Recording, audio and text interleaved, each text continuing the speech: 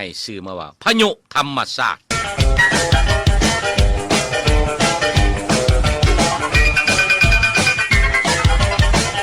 พายุธรรมชาติทิดมวลกับจันเซยน้ำสมมุติเว้าเรื่องธรรมชาตินี่แหละทิดมวลเว้าขึ้นว่า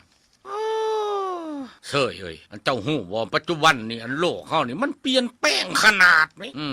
ล่มมามรสุมแห้งเพื่อนซ่านเพ่พังชีวิตคนก็มับมอด